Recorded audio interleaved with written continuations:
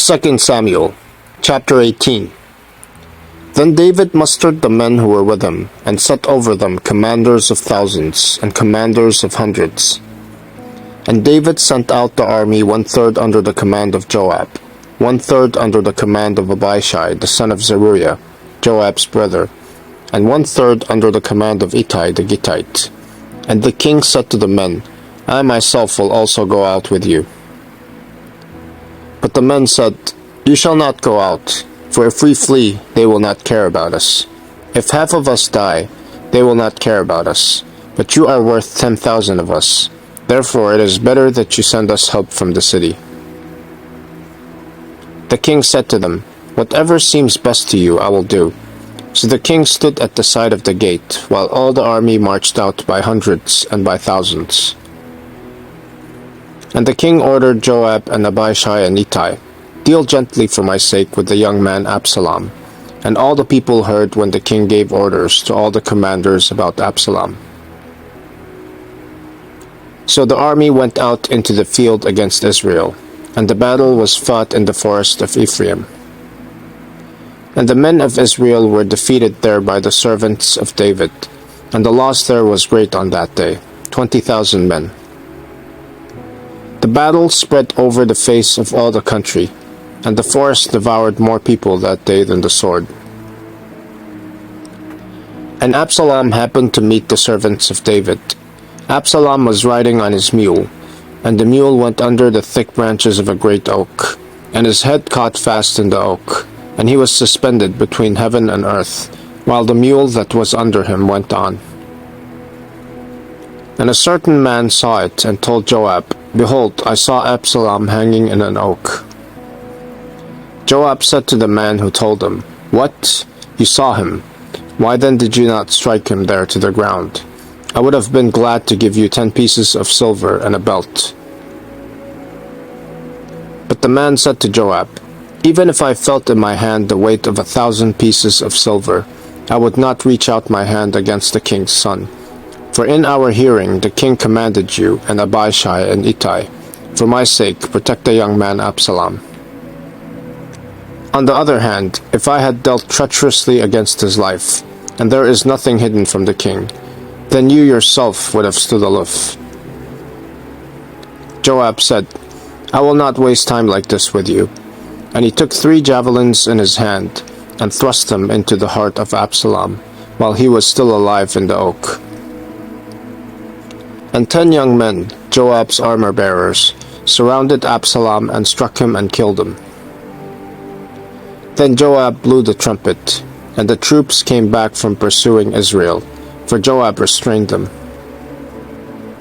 And they took Absalom and threw him into a great pit in the forest, and raised over him a very great heap of stones. And all Israel fled, everyone to his own home. Now Absalom in his lifetime had taken and set up for himself the pillar that is in the king's valley, for he said, I have no son to keep my name in remembrance. He called the pillar after his own name, and it is called Absalom's monument to this day. Then Ahimaaz the son of Zadok said, Let me run and carry news to the king that the Lord has delivered him from the hand of his enemies. And Joab said to him, You are not to carry news today. You may carry news another day, but today you shall carry no news, because the king's son is dead. Then Joab said to the Cushite, Go tell the king what you have seen. The Cushite bowed before Joab and ran. Then Ahimaaz the son of Zadok said again to Joab, Come what may, let me also run after the Cushite. And Joab said, Why will you run, my son, seeing that you will have no reward for the news? Come what may, he said, I will run. So he said to him, Run. Then Ahimaaz ran by the way of the plain, and outran the Cushite. Now David was sitting between the 2 gates, and the watchman went up to the roof of the gate by the wall, and when he lifted up his eyes and looked, he saw a man running alone. The watchman called out and told the king, and the king said, If he is alone, there is news in his mouth. And he drew nearer and nearer. The watchman saw another man running, and the watchman called to the gate and said, "See another man running alone." The king said, "He also brings news." The watchman said, "I think the running of the first is like the running of Ahimaaz, the son of Zadok." And the king said, "He is a good man and comes with good news." Then Ahimaaz cried out to the king, "All is well." And he bowed before the king with his face to the earth and said, "Blessed be the Lord your God, who has delivered up the men who raised their hand against my lord the king." And the king said, "Is it well with the young man Absalom?" Ahimaaz answered, "When Joab sent the king's servant, your servant, I saw a great commotion, but I do not know what it was."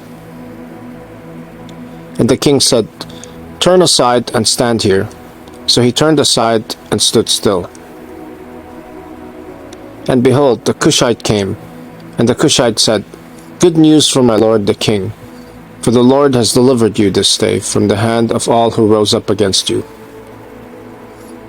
The king said to the Cushite, "Is it well with the young man Absalom?" And the Cushite answered, "May the enemies of my lord the king and all who rise up against you for evil be like that young man." And the king was deeply moved and went up to the chamber over the gate and wept.